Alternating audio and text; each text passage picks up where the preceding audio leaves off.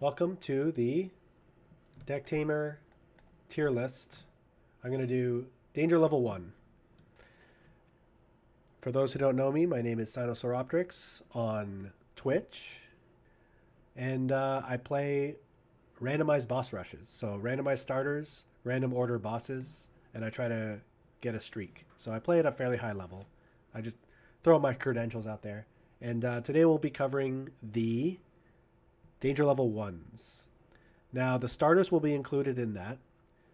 In this particular tier listing, I'm going to be judging them as captures. So let's say you started the game already and you see them, and how useful are they to spend the food on and catch them?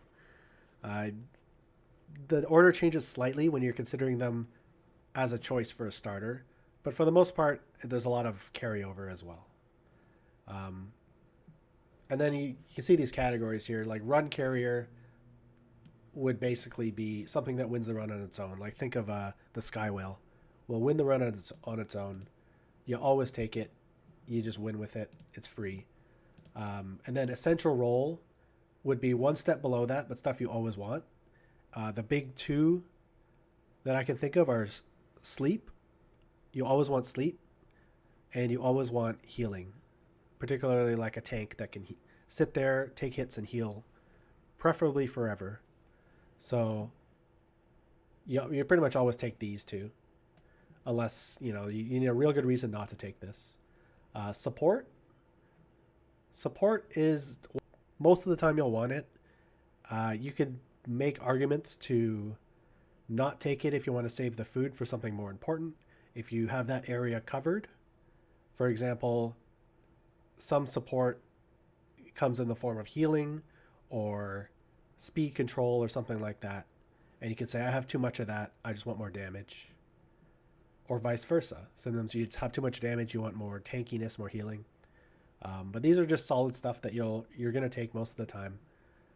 Reliable filler is kind of the cutoff point where filler, you don't really want filler, but sometimes you need filler. If the rolls are like your encounter rolls are pretty weak, your deck is weak, maybe you lost someone good that like a good reliable creature that was carrying you through a mistake of your own. Um, this will get you back in the game. This will keep you alive in the next few fights. You're gonna need to sometimes take some reliable filler.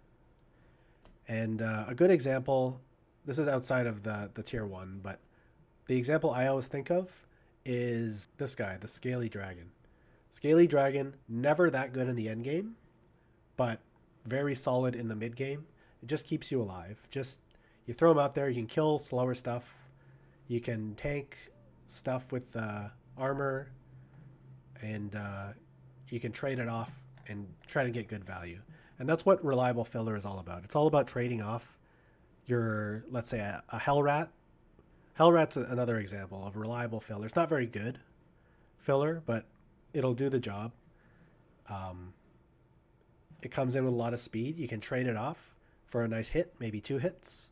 It dies, and you catch the newer, more powerful thing. And that's what the game's all about in the early game. Is you trade off your guys and you leverage your guys, your monsters for more powerful monsters. Tech investment. So tech investment, the creatures themselves generally are not worth it, but they've got something about them where it's either a combo with another monster down the way, or it's part of a build, like maybe a speed down build. Maybe you're trying to combine the sightless swipe with the tremor sense, things like that. And you generally won't take these monsters on their own merits, but they can fill a role. Well, when it comes up, I'll talk more about it. And then garbage is self-explanatory. And so we start with the starters. Blood Grub, reliable filler. It heals, but doesn't heal forever. You compare when I'm talking about healing, I'm talking about something you can farm back to health very reliably, and it has a big enough HP pool that you can take a few hits, go down to low HP, once you've got the game under control, you can heal him back up. He doesn't have the base HP to be able to do that. And his healing is either very slow, like you got to cycle him around, or it deals damage, which means you're only limited by how much enemy HP you have. But it's still good. Like, healing is good in pretty much every circumstance to have access to it. It's just that he can't do it reliably enough to be a tank. He's not a tank, but he's okay. And that's why it's reliable filler. Whereas the Furble is solid support. And the difference here is that Furble can outspeed and use his -3 attack ability and take 0 damage. And taking 0 is very similar to healing up to full, but he's way better at it, mostly because he's fast. And he's got a fast attack, 6 speed, 2 damage hit, pretty standard amount of damage. But being able to outspeed something that's weakened and finish it off before it deals damage, very useful. And then he's got a 3 damage hit as well. So when the thing is disabled for a turn, you hit it for 3, and then the next turn you finish it off with the 2 damage hit. That's a nice little play pattern, and he can stay alive well into the mid game, being useful even against like 3 danger level monsters. So I'll usually catch one, unless I already have one, or I see something better in the other fight. But the starters, when it comes to catching the starters, the fact that they use all 3 food types is a big advantage, because one of the things you want to avoid in the early game is ending the battle with 0 of a certain food type. And then, because you might encounter something in the next fight that requires that food, and unless you happen to have like Charm from a Lumi or something, you're very unlikely to be able to catch that thing. And those missed opportunities really hurt. So these starters have a big boost to your ability to get them, just based on their food preferences being very flexible.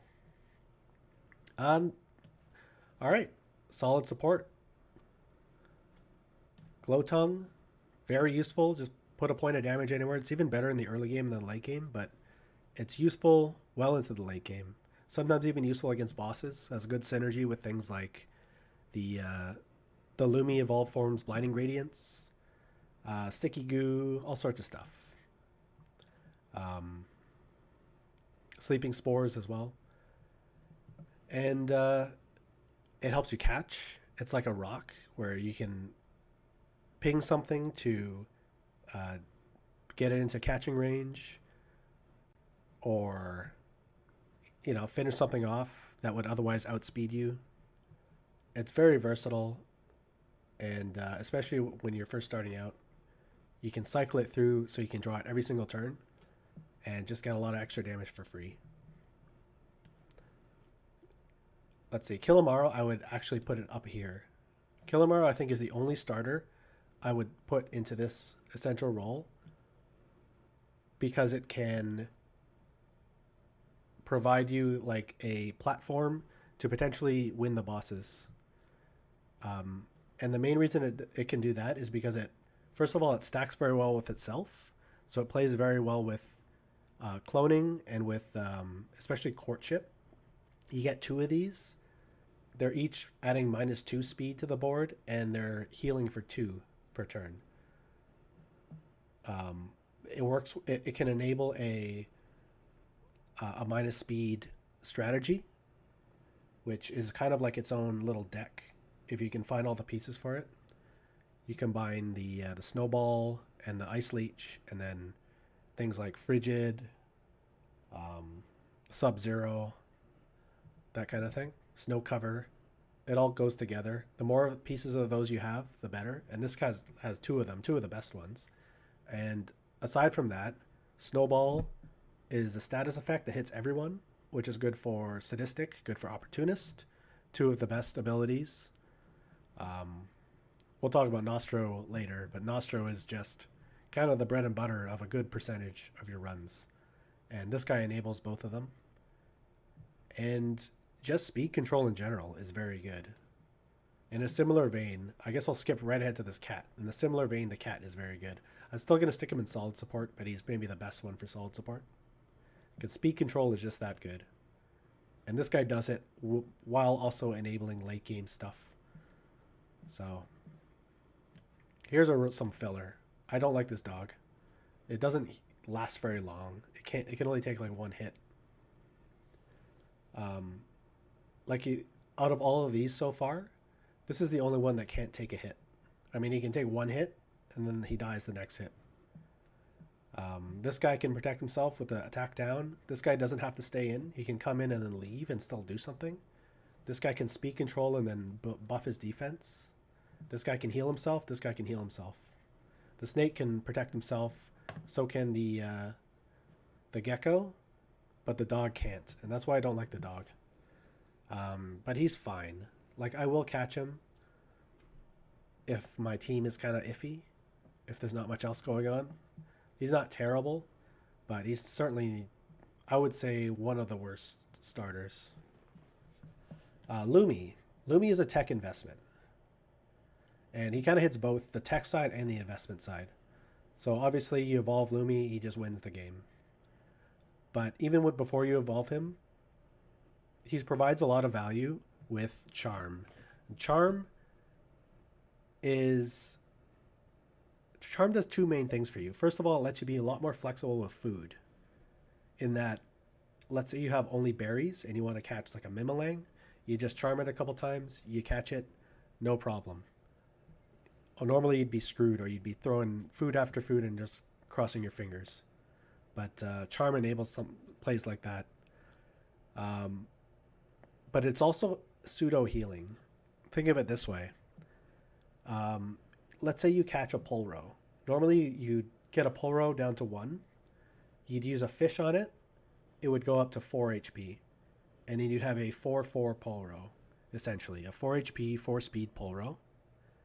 And the fact that its natural base HP is 6 doesn't matter, because it's only ever going to be 4 HP. It'll take one hit and then it'll die on the second hit.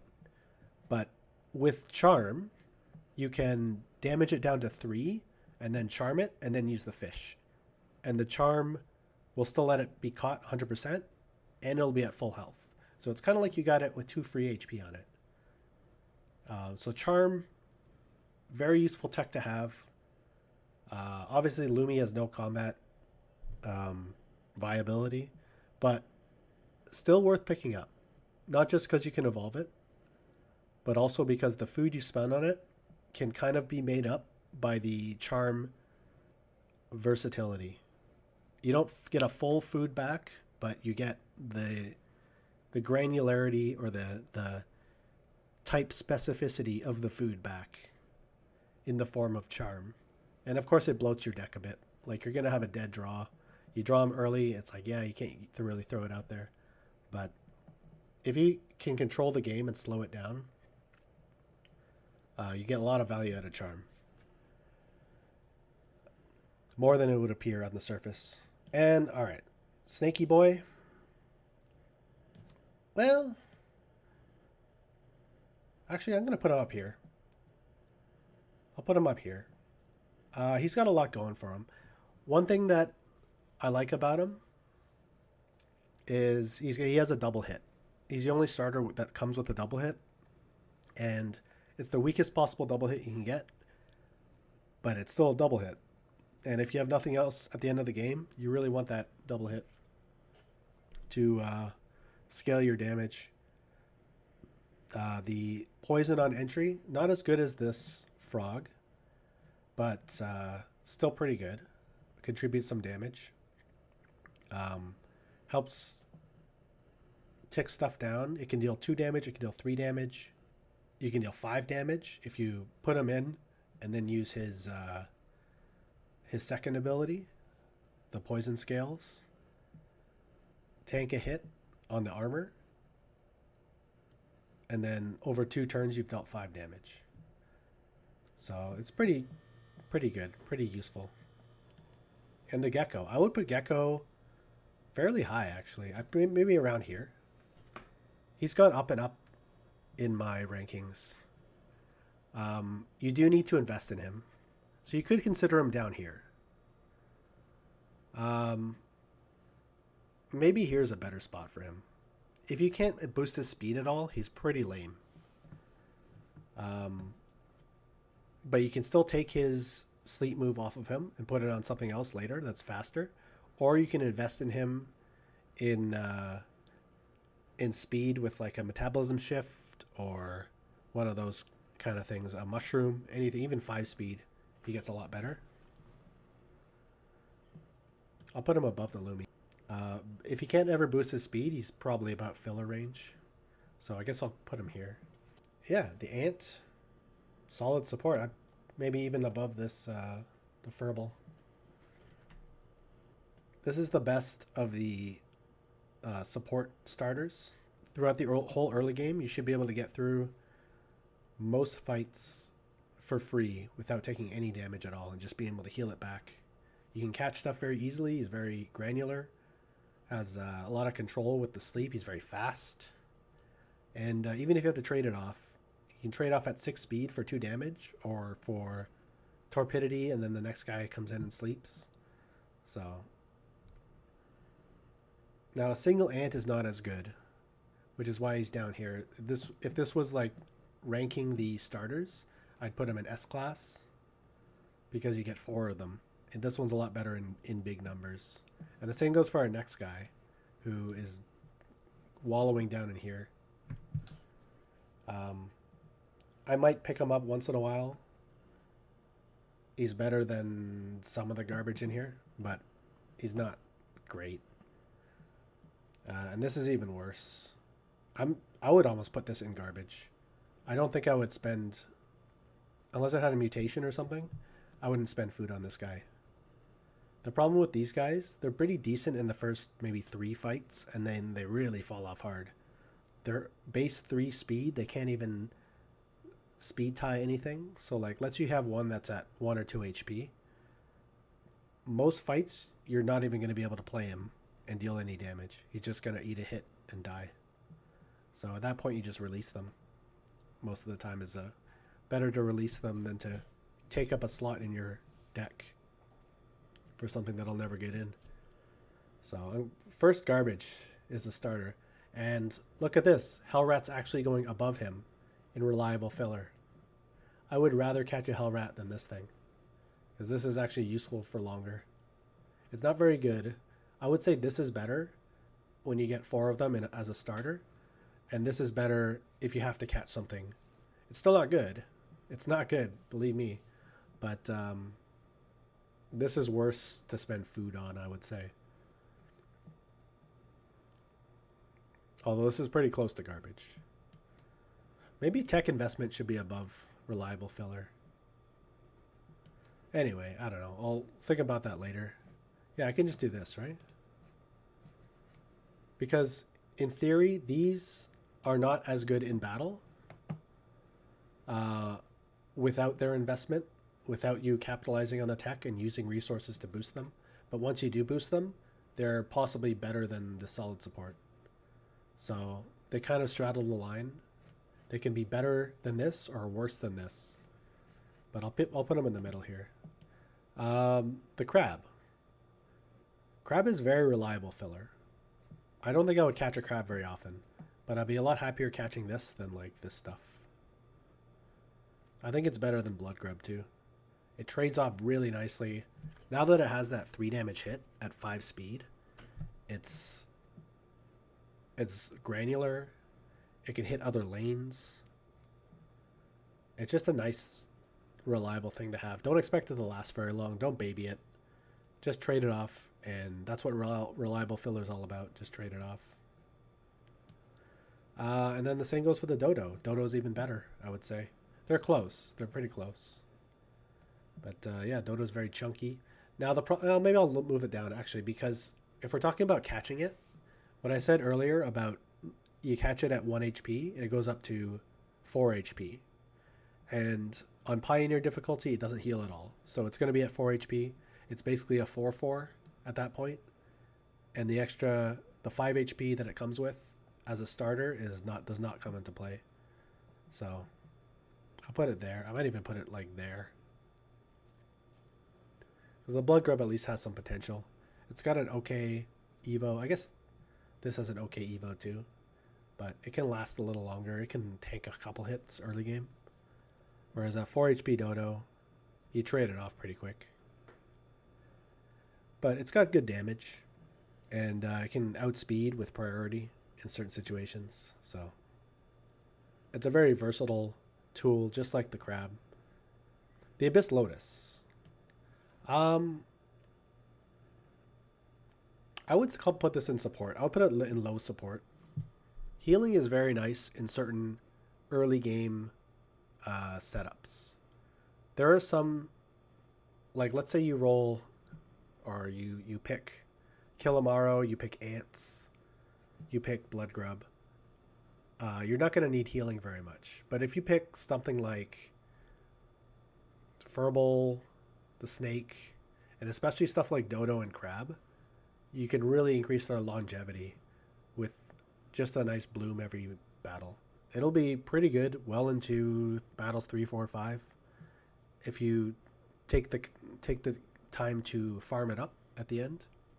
If you can find like a way to Mimilang it, to imitate it, and get 2 blooms off, it's very good. And then also in a pinch, you can hold down a lane, take a hit for 2, heal that damage off, and then heal your other stuff and let them survive the round. So it's quite versatile. The secondary attack it has, both are pretty lousy, but they come into play a little bit. You can do a little bit with slow. Bit of speed control or a bit of poison is fine. And then obviously it's better if you can get it with the pheromones to boost the attack of the neighboring guys. Especially stuff like double hit or hits all lanes like the dog has, priority attacks, or healing from this guy. That can do a lot, the pheromones. But even without pheromones, I find myself grabbing this more often, or fairly often. As long as I'm getting the food back, I'd say it's worthwhile. I like the Abyss Lotus. Maybe too much. Maybe I overrate it, but it's won me some runs. Like, it saved a pretty weak start a lot of times. This guy's garbage. Don't bother. This guy is a tech investment. Vampirism, very good. And the double hit is also very good. I wouldn't get it. I would try not to pick it up if it didn't have Vampirism. If it does have Vampirism, either with Hydro Slap or with the double hit, it's a good investment for later because you can either boost its attack with things like Pheromone, or you can just take Vampirism from it and put it on something better. Vampirism is useful from Battle 1 all the way through to the last boss. It's something you kind of always want. And there's a bunch of ways to get it, and this is one of them. So don't sleep on this guy. But most versions of it don't have Vampirism, so... what I'm covering here is the good version of it. Like, what is it at its best? So, if, let's say there's one of these that doesn't have Vampirism, you can consider it garbage. But we're talking about the good version of it. Same with the Beaver Monkey. If it has Team Spirit, it's all the way up here. This thing, you catch it battle 1 or 2, this will win you the run. It'll win probably every fight up to maybe fight 6. It can outspeed in one shot most things, especially if it has the priority attack as well, like the fully loaded 3 damage hit plus priority 1 damage hit and Team Spirit. It'll just carry. And then once you get to around battle 6 or so, consider taking Team Spirit off and putting it on something better. But before that, you should be fine. One thing that you want to make sure when you use this monkey, it's way, way, way better in the opening hand than somewhere in the deck. So if your deck is big, you're a lot less likely to see it when it matters. If you draw this late, it's almost useless. It's very hard to get any attack on him. So strongly consider, if you grab this guy, cut guys from your deck. Cut the worst monsters from your deck until you have a deck of 5 to guarantee this is in your opening hand. And that way you can get it to +3 attack every single battle, and it will just sweep. It's like one lane. You don't have to worry about that lane because it'll just kill whatever's in the lane. Very, very good to have. The crab. I'm considering putting it here because the one attack that lowers the opponent's attack, like it deals 1 damage, and it lowers the opponent's attack. It's not bad, but I don't know. It's very low on the tech investment. It's probably more closer to garbage, but we can consider it very low on the tech investment. There's been situations where I've seen this crab and then I've seen like the double extract, and you just double extract the that attack. Stunning blow. Stunning blow inflicts 2 weakness to the target for 1 turn. It's very bad on the crab itself, which is why it's in tech investment and it's not, you know, it's not solid support. If this thing was like had 5 speed and you had stunning blow, this thing would be very good. It would be up here somewhere.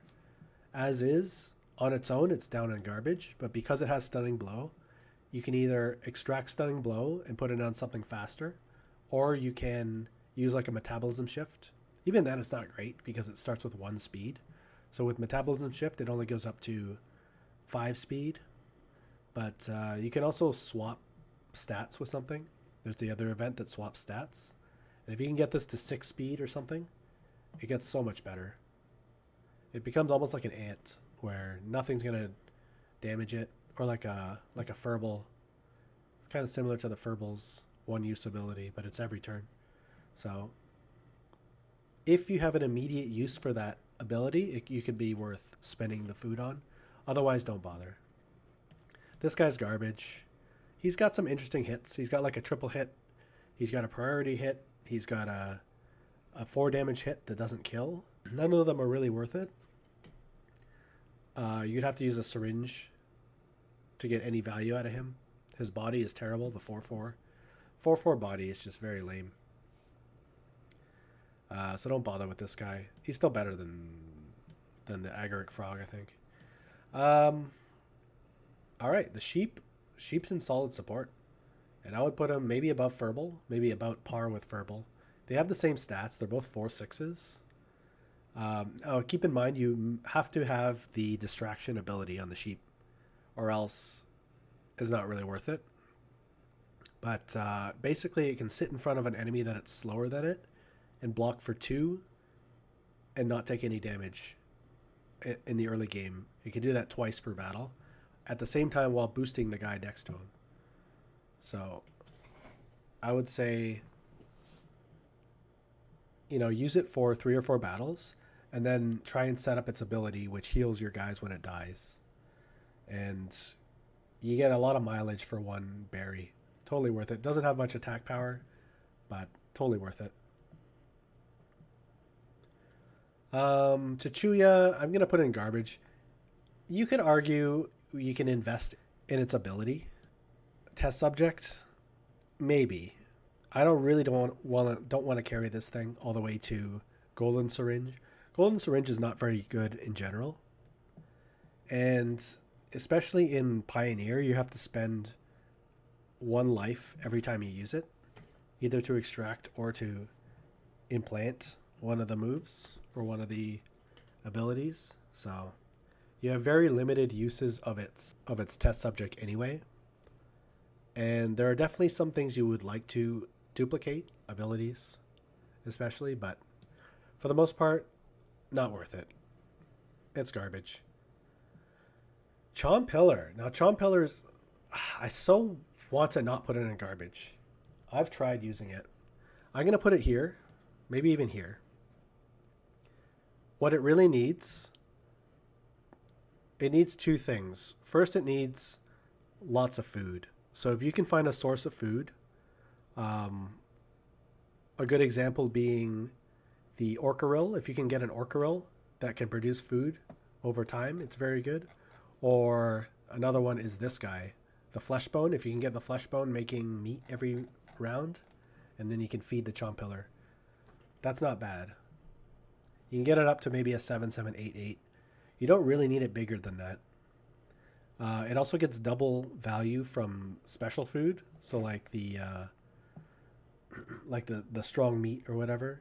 the prime meat, the sweet berry, etc. It gets +2/+2. It's a good receptacle for that. The main weakness of it is its lack of moves. So if you can either catch it with a mutated move that can hit for at least 2 damage, preferably more than that or better than that, or you can get Imitator on it. It's a good Imitator holder. And then you don't have to worry about its moves. Or you can even speculate on it with stuff like the what's it called? Mutagen slug? The mutagen slug or the gift. You can speculate, but don't go crazy. Like, don't risk your only meat on it if you're not going to get meat back. It's an okay speculation. It's more fun than good, I think. And most of the time I won't go for it. I've been burned before. Its vanilla moves are not very good. You do not want to be relying on the regurgitate move. So that's my caveat. If you can find another way to add moves to this, then you can invest in it.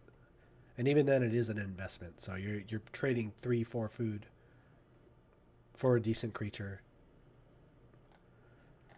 Drop bat, I would put it in tech. It's kind of the same as this, the bat fish, but it's a worse creature overall. So you definitely want vampirism on it if you're going to take it. And even with it, you want to move that vampirism off of it onto something better.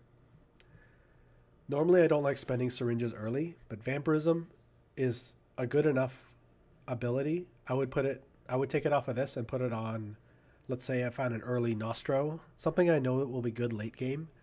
If I find it in the early to mid game, I will move vampirism ASAP. Because you don't want to keep it on this guy.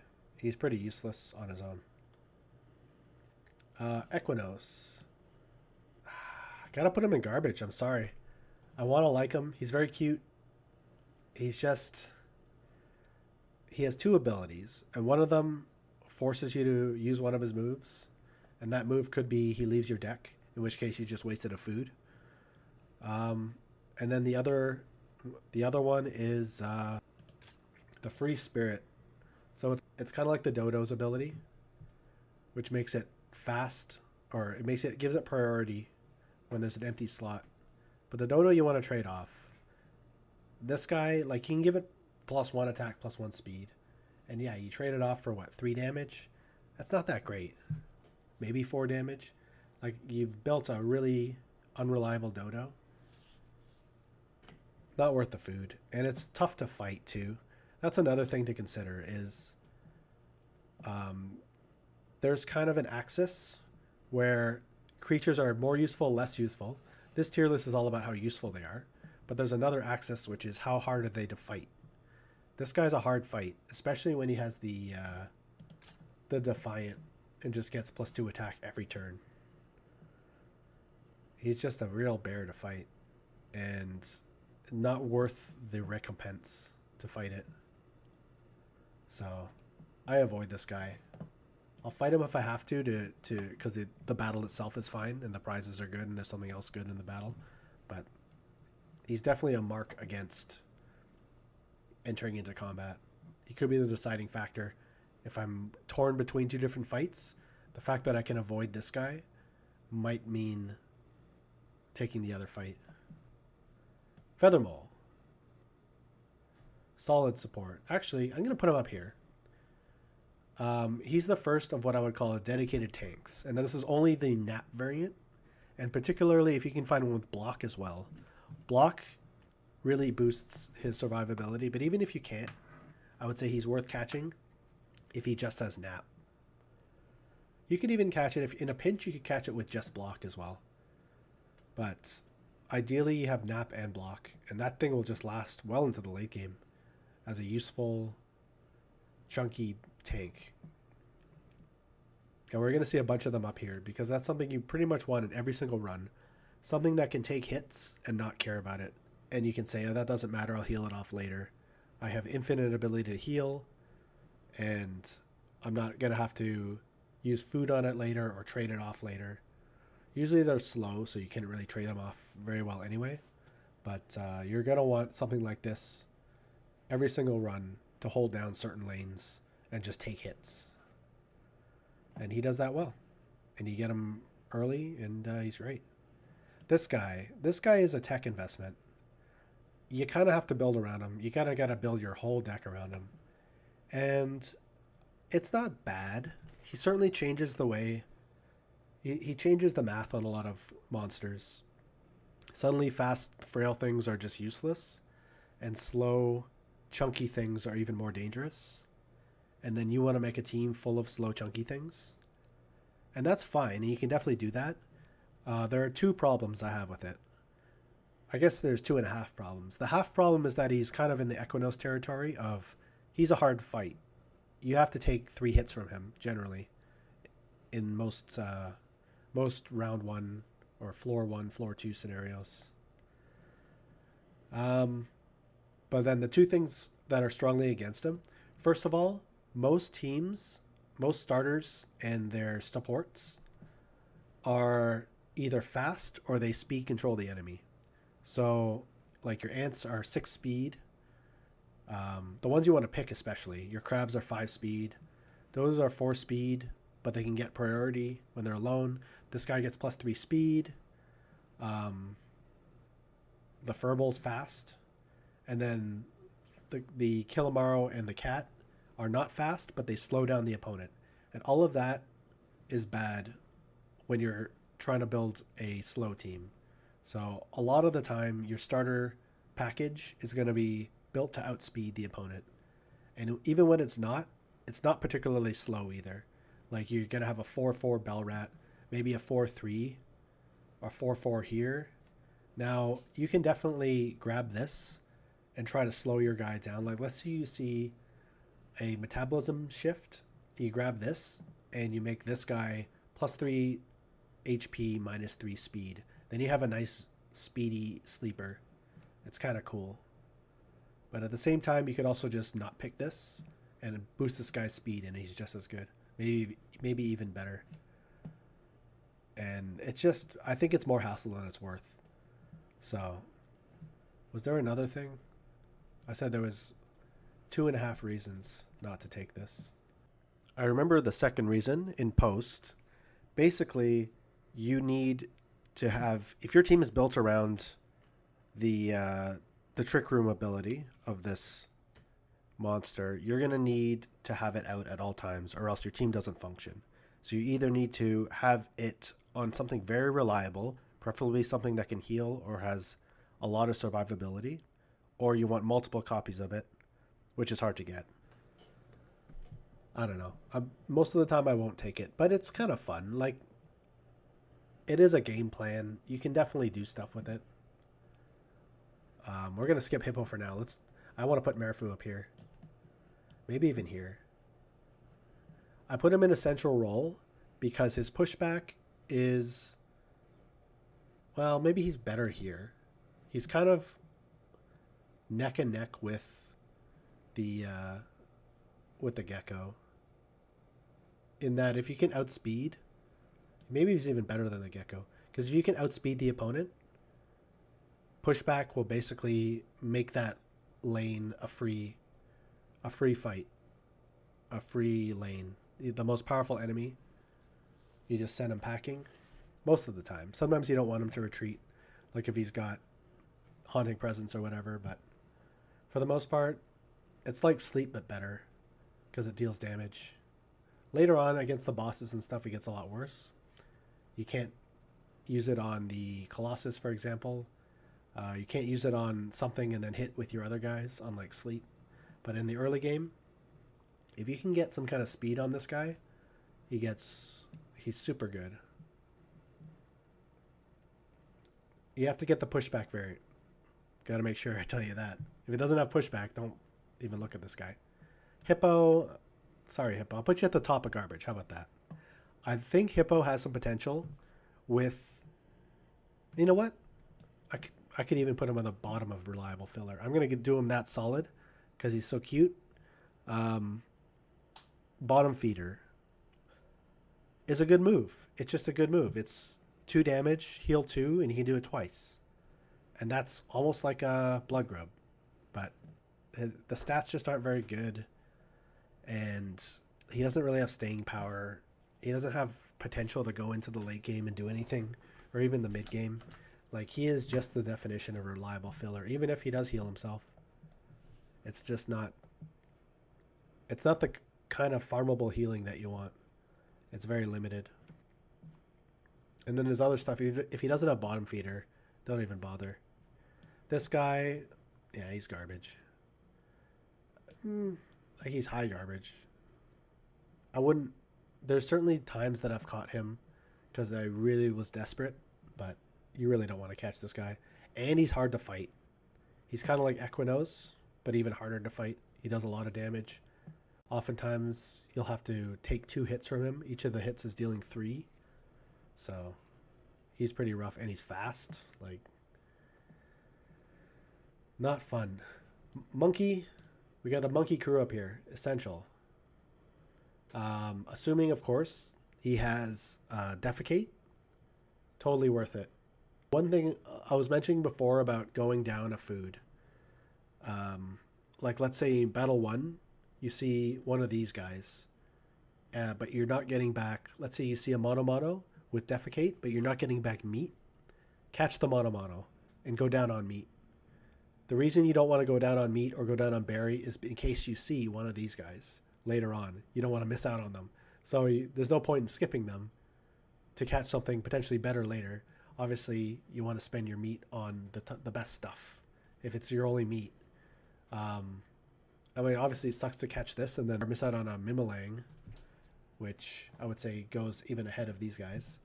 But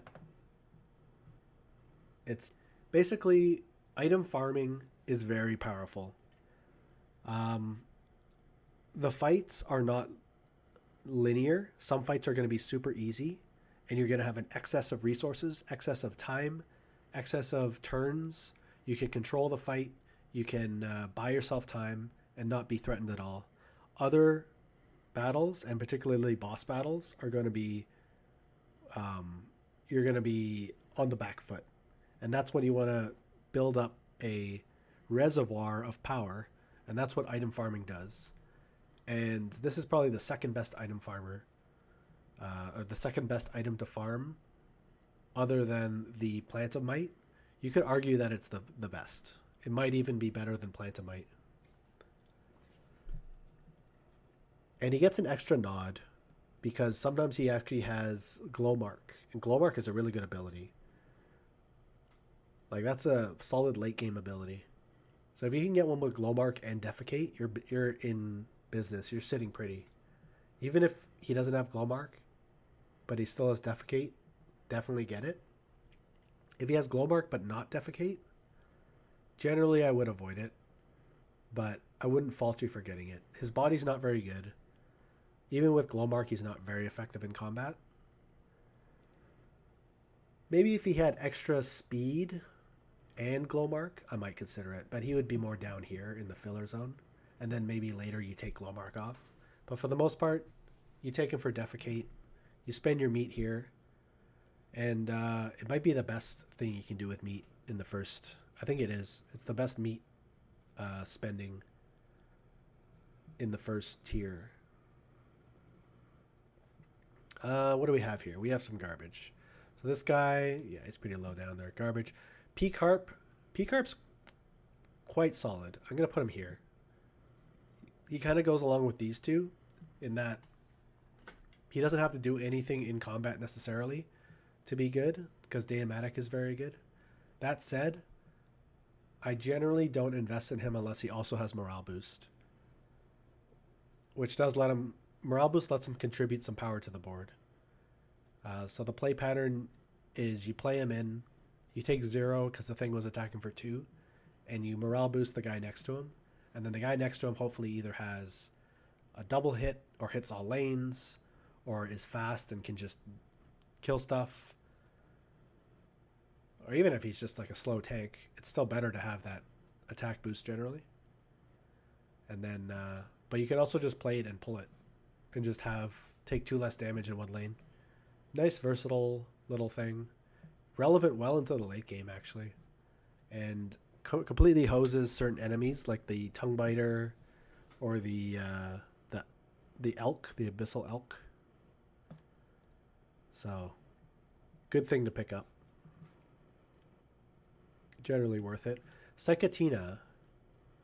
Um, he's a tank. I don't know if he's quite essential role. He might be, or he could be high support. He's kind of on the cusp. He's certainly no Nap Mole. He has kind of the he has the same requirement almost as the Beaver Monkey. You really want him in your opening hand, particularly if he's not at full HP, so that you can play him and then play some more guys and heal him up. Um, Although if he's at full HP, it doesn't matter as much. But he's something that you can farm him up to full HP after the battle's done. Um, he never comes with block. His ability that cycles through your cards is not that great. Sometimes you'll use it, but mostly he's just there to take hits, and he's not as good at doing it as the Feather Mole. So I'm going to put him down here. He's a little bit below the premiums. Feather Mole, Theopoda, Pachi is kind of the tier 1, tier 2, tier 3 of your premium walls or tanks. And I guess you could say this the ape is pretty good too if he has nap. But this guy's a little below. It's still pretty good. It's a pretty good ability. It's not quite vampirism in terms of late game usefulness, but it's in the ballpark of vampirism. And it has the advantage of that he has the body to use it as a 5-1. Unlike vampirism, it's usually on like 3 HP things. Being able to tank a couple hits for 2 and then heal for 1 every turn is quite nice. Shiny Tail Shark.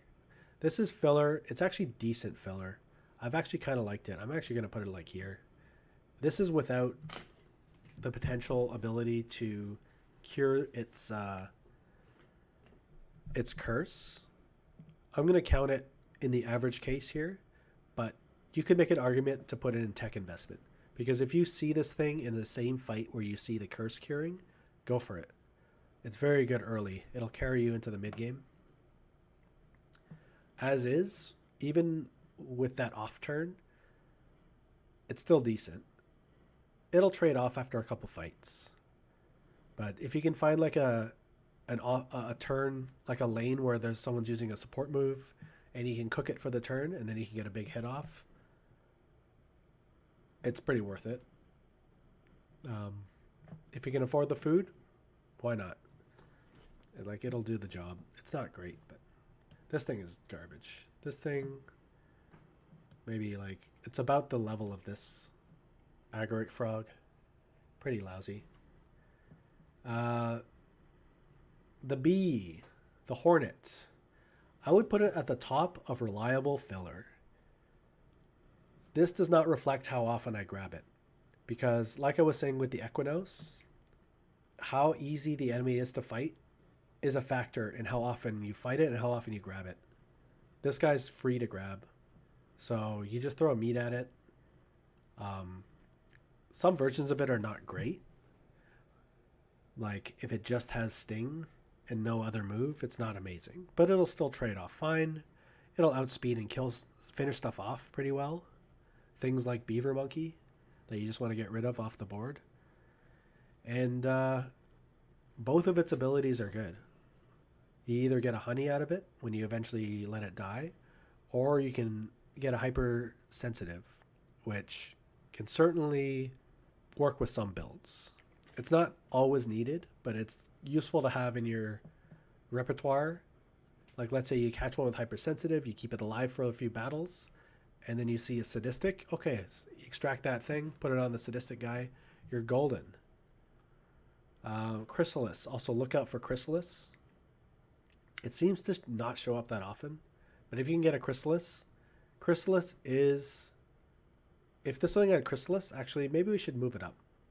Because once it has Chrysalis, it's pretty much at the level of like an ant, where anything that deals 2 damage, it can tank it forever. So if you're counting Chrysalis, I can put this up here in solid support. It just, I don't know. It's like this is its top end. This is its bottom end, which is still pretty good. And because it's free to catch, it's actually easier to catch than to defeat. Oftentimes you'll catch it just because you don't want to take a hit for 3. So, yeah, we'll put it up here. Sure.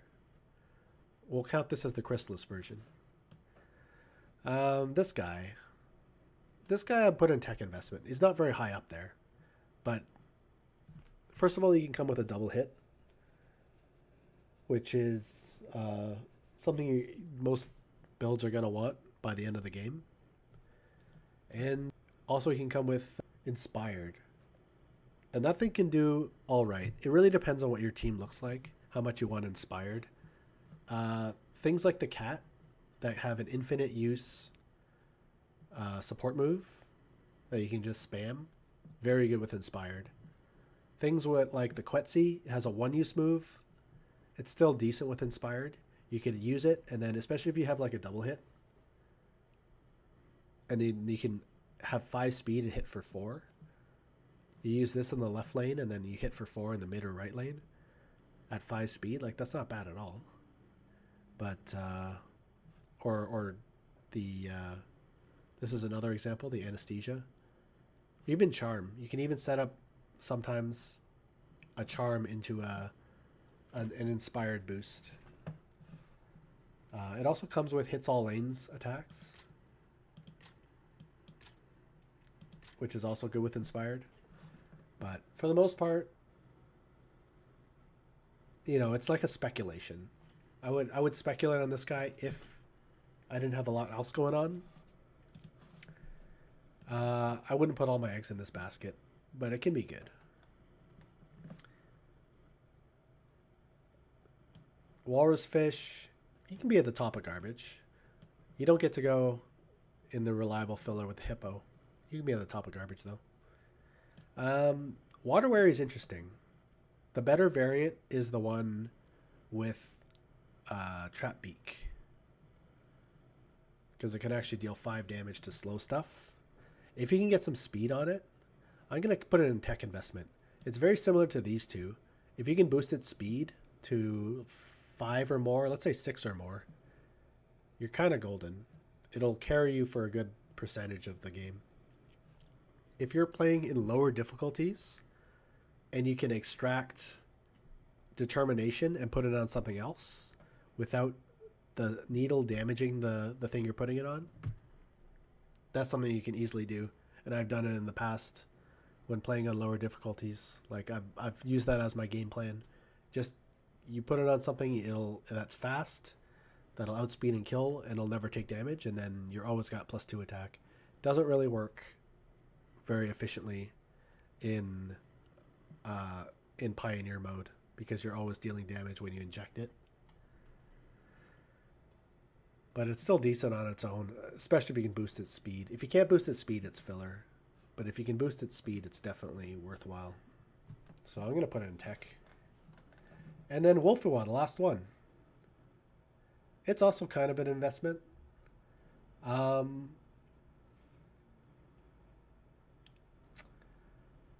think it's slightly better than filler. Yeah, I'll put it in here somewhere. Like maybe here, maybe even like here. It's similar to Water Wary, actually. It has a little more speed. Deals a little less damage. It actually wants to be at low HP. If you can get the version with the Adrenaline ability, or the one that... Adrenaline Rush, is it called? Where it deals 4 damage at 1 HP. It's probably worthwhile to take a hit and leave it at 1 HP. Adrenal Rush. You don't want to catch it if it doesn't have Underdog. Underdog is kind of the premium, the tech that you want. Underdog can be useful as an attack boost in the late game. Even on a 4-star monster, Underdog can be useful. You put like against a boss with 6 stars, and your 4-star monster is in front of it, it gets +2, and that's not bad. But the real payoff is if you can somehow keep your, let's say you keep your starter, let's say you have a Quetzi, you've given it +4 speed, you get a -1 HP +4 speed, so it's like a 3-9, 3-8, and then you've given it underdog, and it has the double hit. And then since it's a 1-star and it's facing, let's say, a 5-star boss, all of a sudden it's dealing 10 damage every turn. Now it's still not, that's still not enough. I would want more than that, ideally. But if it, let's say you were also putting it to sleep, you also had Hypnocry, then you hit for 10, then you hit for another 10, that'll kill most minions in boss fights. So if you can invest in one of your low star, like one of these guys, one of these 1-star guys, or even the Wolfio itself, you can boost the Wolfio up, give it like a flurry or something, get it to like 9 speed, and then your flurry is dealing 15 damage. Like, that's pretty good. So underdog, don't sleep on underdog, but also don't put all your eggs in that basket. And yeah, that does it. So thanks for watching. We'll move on to the Danger Level 2s next time, and enjoy playing with this newfound knowledge.